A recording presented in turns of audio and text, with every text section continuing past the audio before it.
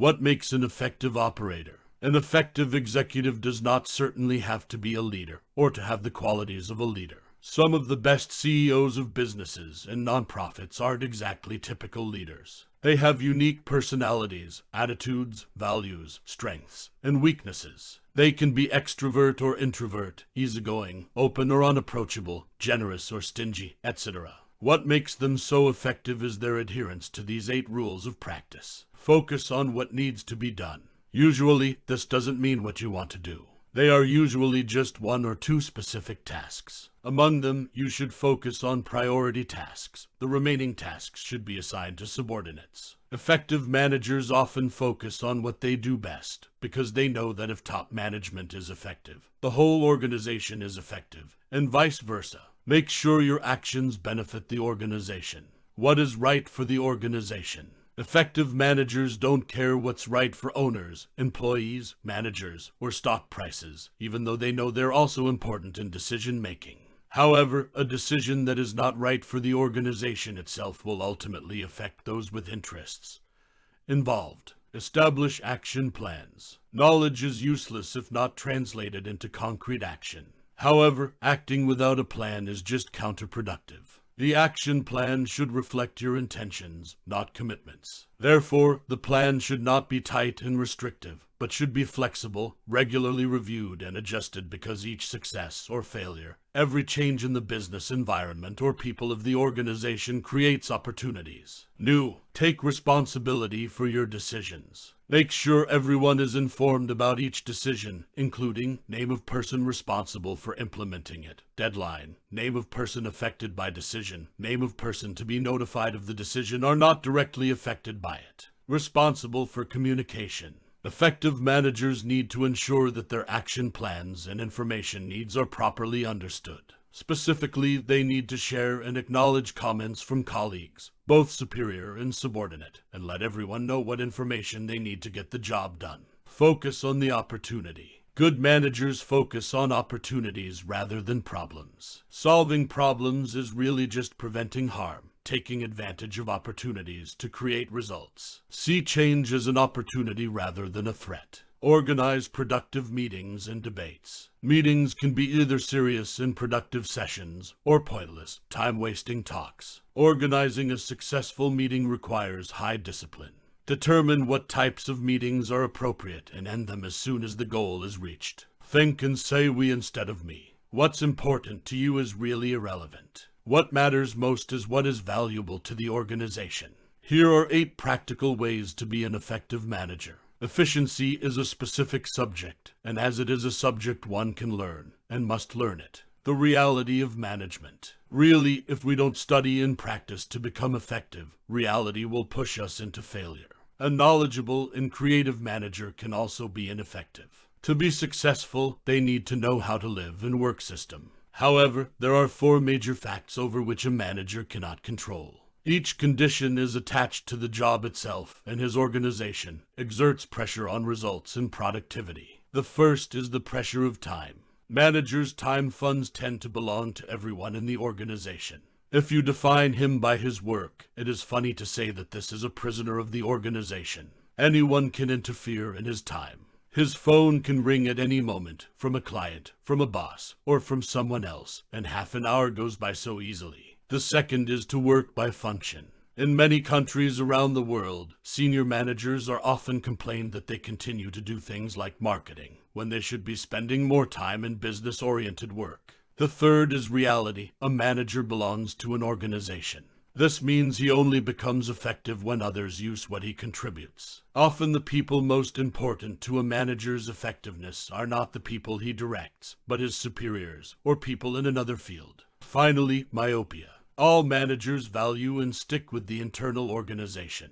Their outside view of the organization is often biased. Sometimes they don't even know what's going on outside. Information about outside work often reaches managers through filters, which are reports, a form of information that is pre-processed according to organizational standards. Above are 4 realities that managers cannot change. They are a necessary condition for his existence. However, the manager needs to understand that he needs special efforts to be effective. And fortunately, a manager can learn to be more effective, despite the obstacles that still exist, by developing 5 habits, each of which will appear on the following summary pages. Habit number 1, know your own time. To make the most of your time, try these 3 steps. Step 1, record the time.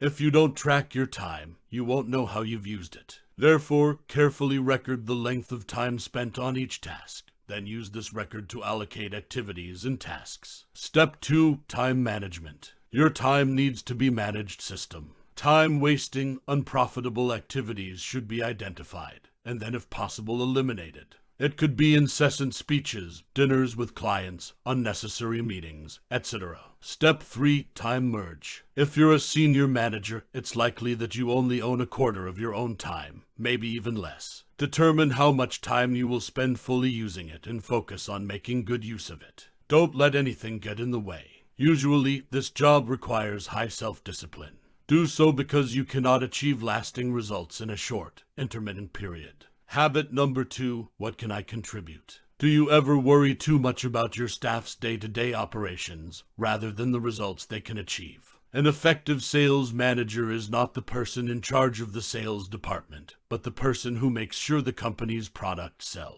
An effective accountant not only balances the books, but also provides the company with financial information when needed to ensure profitable operations. Instead of focusing too much on individual efforts, focus on the real contribution they can make to the organization.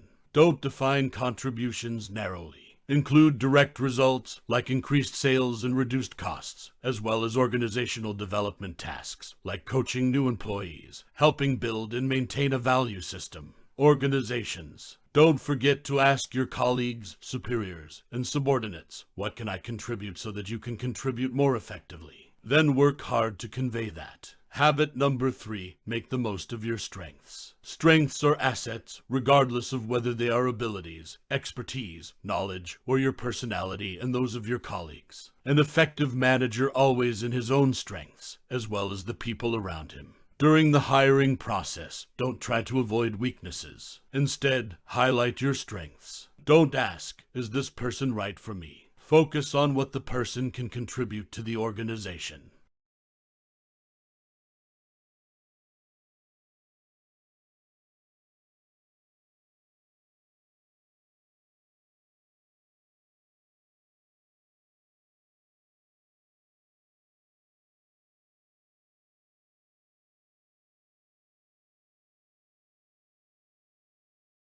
That is also what General Robert E. Lee, commander of the Separatist forces, did. The story goes that a general under Lee disobeyed orders and messed up the battle plan. One of the attaches asked Lee, why don't you fire him? The general answered, what a ridiculous question. He is a capable man. In business as in war, results are key. Always keep this in mind, especially when evaluating future and current employees. Habit number 4, work in order of priority. Multitasking is a mistake and really inefficient. To get things done well, focus on 1 task at a time, or 2 at most. 3 missions seem impossible. However, there have been geniuses in history who have been able to do many things at once, such as Wolfgang Mozart, who was able to compose several musical works at a time, and all of them are masterpieces. But not everyone is Mozart. You can accomplish goals by multitasking, but what you do is actually substandard. Instead of multitasking, do 1 thing at a brilliantly time. Direct all focus on the task at hand. If an activity doesn't work, give it up boldly. Always put the first priority, what needs to be done first. Do it first. Be courageous and aim high, always looking forward. Habit number 5, make effective decisions. Most situations that require you to make a decision are essentially the same. You can deal with these situations by applying a few general rules and procedures. The challenge here is to determine the type of situation, whether it is typical, universal, or special. The exception needs a different way of handling. The biggest decision-making mistake is trying to treat universal problems as if they were special. For example, when production problems recur, you can solve them with decisions or actions that have worked well in the past. On the other hand, an unexpected accident, such as the 1965 Northeastern North American outage, is an event of a special kind. To find the solution, we need special decisions, not the application of normal rules. The ability to evaluate and distinguish universal cases from disparate events is a core element of an effective decision-making manager.